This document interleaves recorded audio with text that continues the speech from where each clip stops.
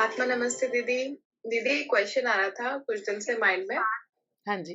ये कि spiritual accountancy में हम लोग पुण्य देना लेना हम लोग सीखते हैं, और ये जो कॉन्सिक्वेंसेस होते हैं, अब यहाँ पर कर्मों का क्या हिसाब किताब है? जनरली हमारा जो आकर्षिक होता है ब्लूप्रिंट, उसमें हम यही डिसाइड करके आते हैं कि we have to learn this lesson, and according to that हम आते हैं, बर्थ लेते हैं, हमारे मम्मी पापा, हमारे सर्कमस्टांसेस, सिचुएशन, सब कुछ ऑलरेडी डिसाइडेड होता है, और उसमें कर्मों का भी आई मीन होता ही है ना, जो खेल है।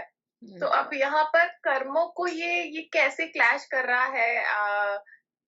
थोड़ा सा मुझे यहाँ पर कंफ्यूजन है कि ऑलरेडी वो लेसन सीखने के लिए हम यहाँ पर आए हैं, और जो स्पिरिचुअल अकाउंटेंसी है उसमें हम लोग पुण्य कमा रहे हैं।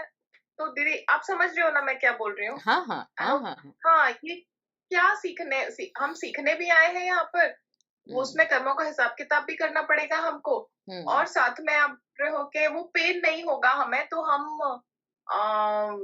हमें पुण्य नहीं मिलेंगे।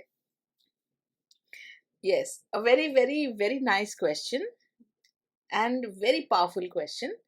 सो धीरे-धीरे हम समझते हैं।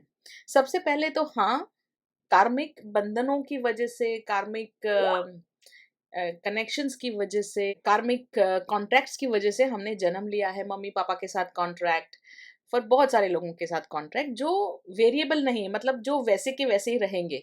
मतलब हम हमारे मम्मी-पापा चेंज नहीं कर सकते, जहाँ पे हमने जन्म लिया वो चेंज नहीं कर सकते ना, तो वो तो कांस्टेंट है। फिर हमारी लाइफ में अदर अदर इश्यूज, सिचुएशंस आते हैं, और जैसे स्पाउस है, जैसे बच्चे हैं, जो भी हैं। अब क्या है, वो हमारा कार्मिक लर्निंग्स है, कार्मिक लेसन्स हैं। और जब हम ये स्पिरिचुअल अकाउंटेंसी पढ़ते हैं तो हम हमारा पुण्य जनरेट करते हैं। अब लाइफ में क्या होता है, there is a word called severity. There is a word called severity. Severity मतलब कोई भी चीज का इजी होना या बहुत ज्यादा सिवियर होना। मतलब समझ लीजिए कि मुझे बॉम्बे टू दिल्ली जाना है ना, तो बॉम्बे टू दिल्ली जाते हुए हमारे पास कितने सारे ऑप्शंस हैं, है ना? चल के जा सकते हैं, कार में जा सकते हैं, फ्लाइट में जा सकते हैं, ट्रेन में जा सकते हैं, साइकिल से जा सकते हैं। My God, unlimited options. अब ये ऑप्शंस में जब कोरोना के टाइम पे लोग चल के गए हैं, चलते हुए, पैरे में छाले, चप्पल नहीं, खाना नहीं, इतनी धूप, परेशान परेशान, फिर भी लोग गए ना। दैट मीन्स वो ऑप्शन अवेलेबल था हमेशा के लिए। अब वो लोग क्यों चल के गए? क्योंकि उनके पास पैसा नहीं था। दूसरे लोग क्यों चल के गए, मतलब कार में गए? क्योंकि उनके पास पैसा था। बाकी के लोग यहीं पे रहे, जाने की जरूरत नहीं पड़ी। क्यों? क्योंकि उनके पास बहुत सारा पैसा था। आप समझ रहे हैं? ये पूरा खेल जो है पैसे का है।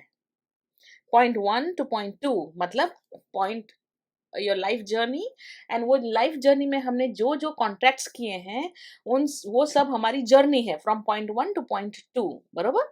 अब यहाँ पर चलते हुए, कार में, फ्लाइट में, एकदम आराम से कोई हमें वैसे ही लेके जा रहा है फ्री में। It all depends on our capacity of our spiritual capacity. पुण्य, हमारे पॉकेट में कितना पुण्य है, कितना पैसा है। हम्म?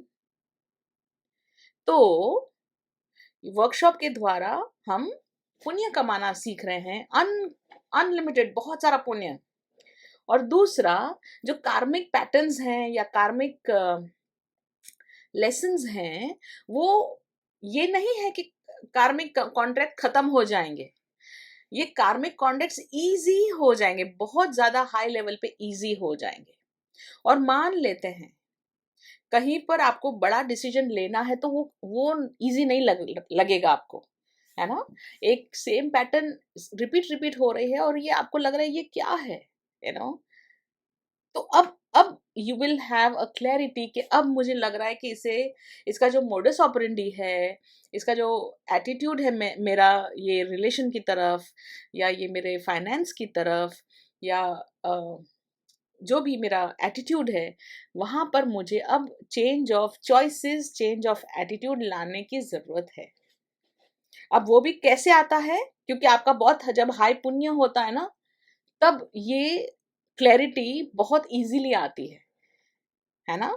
और आज जैसे मैंने समझाया कि first know your self, know where you are, know where you want to go, ये तीन चीजें क्लियर कर लो, and then you have a lot of पुण्यास, पुण्यास, पुण्यास, decide first, choose what you want, and then you have so many पुण्यास with this workshop, then you can easily effortlessly say okay, this is what I want,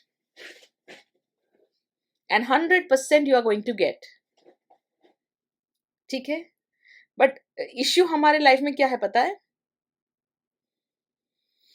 लोग क्या कहेंगे, लोग क्या सोचेंगे, ये एक अच्छा इश्यू है, एटलीस्ट इन इंडिया। उसकी वजह से हम कई कई डिसीजंस नहीं ले पाते हैं, नहीं डिसीजंस ले पाते हैं। पर अगर हम ब्रिंक पे, मतलब वो एज पे जाके खड़े हो जाएं और ये डिसीजंस के लिए बात करें, डिस्कस करें, ऑप्शंस ढूंढे, ऑप्शंस देखे, ऑप्शंस चेक करे, जाके ऑप्शंस चेक करे, है ना।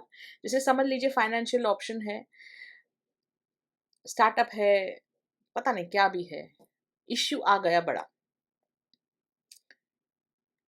आपने तो इतना गाजा वाजा बजा के स्टार्टअप किया था, एंटरप्रेन्योर बन गए थे, अब आपको अचानक रियलाइज हो रहा है कि नहीं, मुझे जॉब करनी चाहिए। It's a very big shift, है ना। क्यों? क्योंकि अभी तक आपने 10 साल सिर्फ एक एंटरप्रेन्योर की तरह या एक बिजनेसमैन की तरह काम किया है, एंड अचानक आपको लगता है कि नहीं, आई एम नॉट हैप्पी, ये मुझे है ना ज्यादा स्टेबल लाइफ चाहिए। पर दुनिया क्या बोलेगी कि यार इतना बड़ा दुकान आपने बंद कर दिया और नौकरी शुरू कर दी। आप समझ रहे हैं जो शिफ्ट है ना, यहां पर कौन क्लैरिटी देगा पता है? आप खुद। और यहां पर आपको आपकी खुशी फॉलो करनी है। मैं मानती हूँ, मैं जानती हूँ, मैं पहचानती हूँ कि इश्यू है, हाँ, ये नहीं कर सकते समाज की दृष्टि से, ऐसा ऐसा बिहेवियर नहीं कर सकते, पर हम अब तक खुश भी नहीं रहे हैं ना। तो अब क्या है, डिसीजन मेकिंग होगा, आपको पर्सनल चॉइसेस करनी पड़ेगी, जहां से भी आपको परेशानी आ रही है उसको आपको कन्फ्रंट करना पड़ेगा, और फिर वहां पर जाके आपको रिस्पेक्टफुल रहना पड़ेगा towards your self and the others. So जब मुझे कोई पूछता है what is the lesson, what is the lesson, what is the lesson, मैं खुद भी परेशान, यू नो, कि ये क्या है, कौन सा लेसन बच गया है मेरी लाइफ में, इतना चिल्लाती हूं मैं। And then answer is so horribly simple, self love, love for others, self respect, respect for others, and mother earth. ठीक है। So basically self love and self respect बहुत ही इंपॉर्टेंट बात है। आप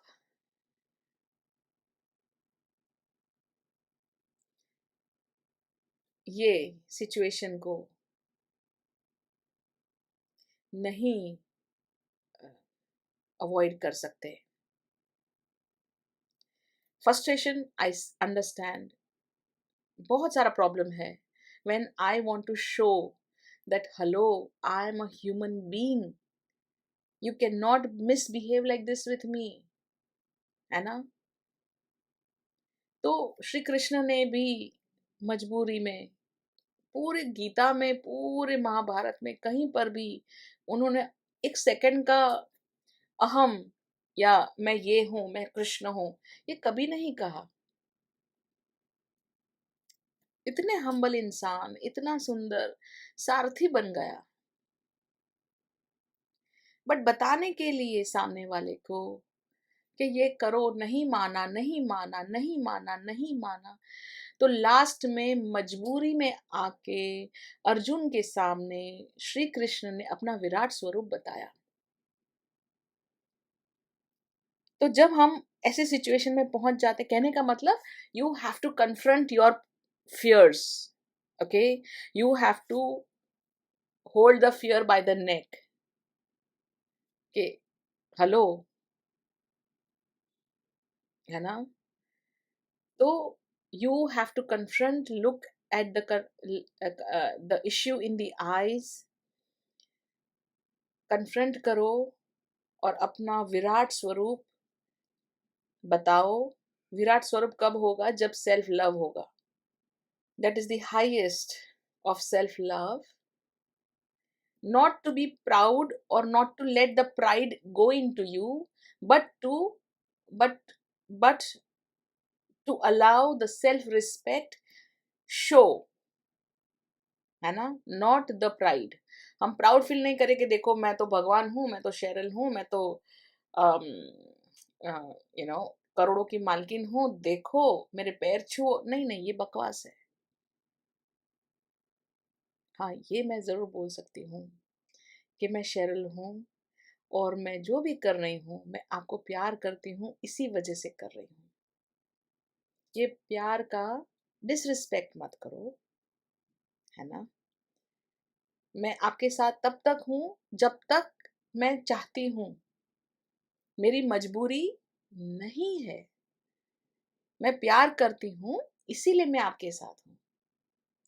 इतना डिसरिस्पेक्ट मत करो कि आप मुझे मजबूर कर दो कि मैं आपको छोड़ के जाऊं, या फिर मैं कोई और रास्ता लूं, या फिर बिजनेस में मैं बिजनेस करना ही बंद कर दूं, है ना?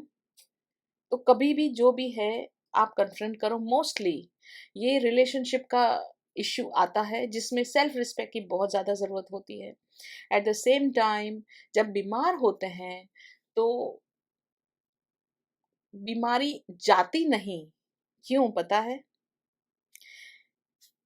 ओके, एक लेवल के बाद नेचुरली हमारा लाइफ जाने वाला होता है. बट अगर आप ये वीडियो देख रहे हैं तो दैट मीन्स कि आप दुखी हो बीमारी की वजह से, and now it is a time for you to change. So अगर आप देख रहे हैं कि हाँ बीमारी जा नहीं रही, डायबिटीज ठीक नहीं हो रहा है, तो आप जाओ चेक करो कहाँ पे मैं खुद को डिसरिस्पेक्ट कर रही हूँ.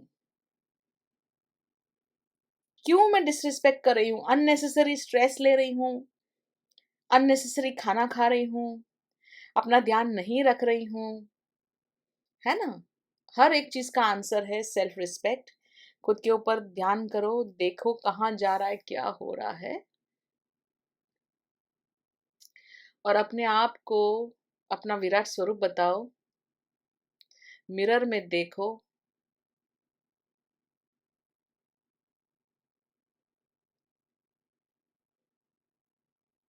ब्यूटीफुल दिख रहे हो आप, because you are God's most beautiful child. And this child is not to be disrespected at physical level, at emotional level, at mental level, or at health level. Go on this path. Let's see what happens.